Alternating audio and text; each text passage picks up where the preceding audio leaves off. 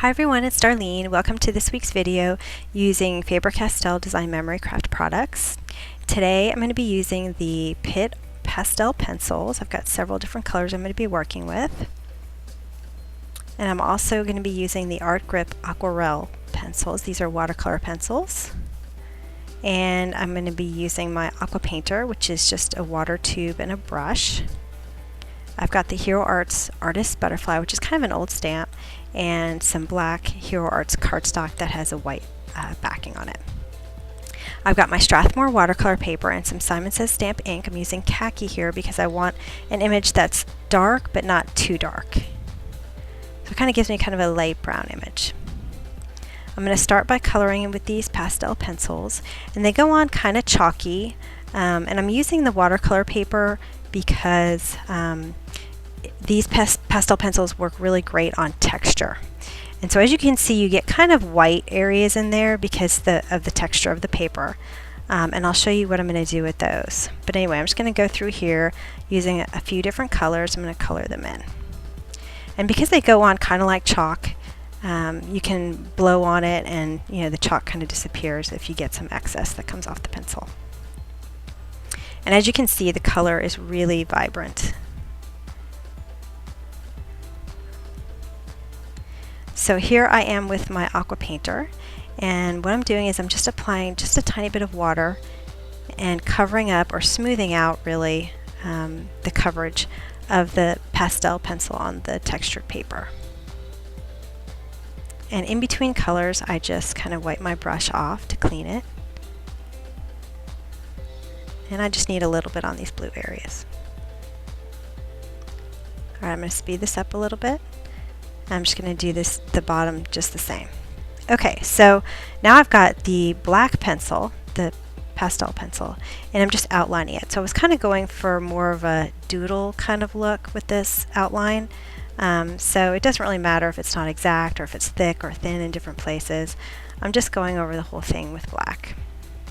I decided to add some dots into the orange ones and also the blue ones. And then I'm just going to repeat this at the bottom. Next I took white, and I just wanted to add kind of a little bit of a light perception, so I just put white dots and white lines where the black was. And I also put it around the edge of those blue circles and the orange circles. I'm just going to repeat this process on the bottom.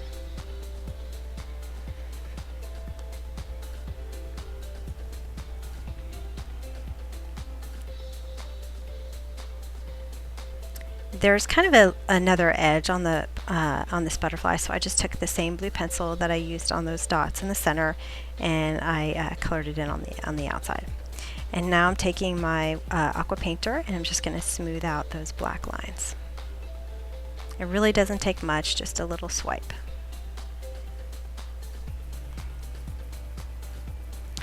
Alright, and when I finish that on both sides, I'm going to move to the middle. I'm just going to do solid black. And I probably should have sharpened it a little bit. I've got one antenna thick and the other one thin, but it's okay. It's supposed to be sort of a doodly thing anyway. I'm just going to smooth it out. Now I just took some Spellbinder circles, and I'm measuring kind of like the butterfly is going to be sitting on top of the circle.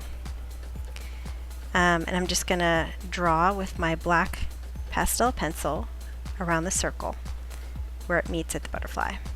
And then I'm going to take the next size down. I'm going to put it there, and then I'm going to draw the next circle. And I wanted this to really stand out, so I'm going to make a little checkerboard. And I'm just going to color every other segment here. And I'm not going to do anything with those white areas. I'm just going to leave them white. And that'll really make it pop off the page.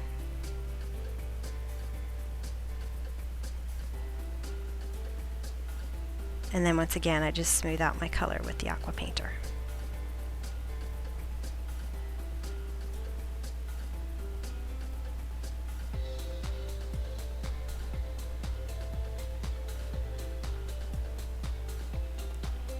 Alright, now I'm moving in with my Aquarelle watercolor pencils. And I'm just going to do, it's kind of, I think of it as kind of a shading. So you're not really pressing very hard. In fact, you're pressing very lightly with your pencil. And you can see I have it at quite an angle to make sure that I don't press too hard into the paper, because then you'll create kind of a groove in the paper and it'll be hard to get the color out of it. So I take my aqua painter. Now that after laying down the color, then you take your aqua painter, and I start in the white area and I move towards the darkest area where I put the most color, and then I move back into the center. So I start in the center, as you can see right there, move to the edge, and then come back to the middle and pull some blue back in, but not all the way to the center, because you do want to leave the white, the center area pretty white. So I'm going to use this technique all the way around my circle, and it's going to give it some depth.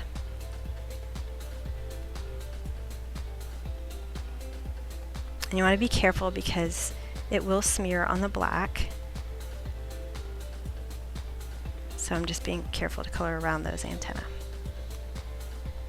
And I decided I needed a little bit more blue there, and so I started coloring it in, but then I decided it wasn't the best idea because it was a little bit too dark. So I went ahead and did that one more time to sort of fix what I had put down there. And I decided the best technique was to pull the color right from the pencil, because then you get a lot more control. So you just touch your aqua painter to the tip of the pencil and it'll put some color on your brush, and then you can color it in. And you can pull as much or as little color as you need. So I'm going to go back and darken just a little bit of the edge there. Now I was going to leave it blank on the outside, but I decided I wanted a little bit more color. So I'm taking a silver pencil and I'm going to do the same technique I used with the blue, which is just kind of sketching some color right on the edge there. And then I'm going to take my aqua painter and start in the white area, move toward the edge, and then pull some color back out. And then rather than just having it all silver, which adds some shimmer, it's really pretty, I wanted to put a little bit of orange in there in different spots. So it's not uniform, it's just kind of a few spots of orange, silver, and it's not really very uniform.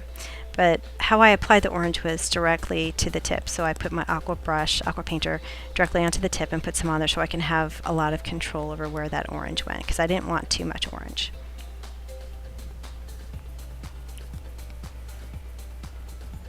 Okay, so now I'm going to repeat this process all the way around. And I'm speeding it up so you don't have to sit through the whole thing. And as you can see, when it goes fast, you can see all the water moving around.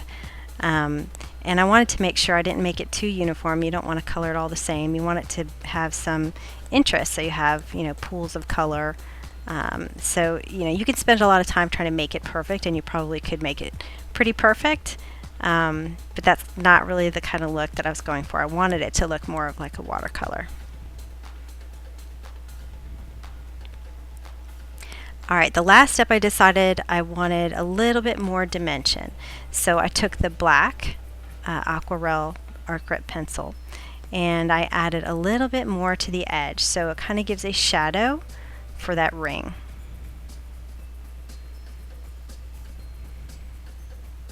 And I'm just going all around every edge. And again, I'm using the brush to tip, so I have control. Alright, I'm drawing a line, and then I'm going to take my T-square and draw a line across. I'm going to cut this out, and I'm going to cut it around the butterfly wing. I've got this set called Field Flowers, I think. I'll have the name on my blog. I think that's what it is. I'm using my Stamp-A-Majig, so I make sure I get it right in the middle there. Line it up, and this is some VersaFine black ink. I'm going to cut some twine. Now I'm going to put it underneath the butterfly wing, so I have to cut a little groove on either side of the wing so that my thread can go through there. I need a little bit deeper cut on the left side. So I'm using some 2A glue pen, and I'm going to tuck that string underneath the wing and press it in place right on the edge. and then I just put it around the back with some tape runner.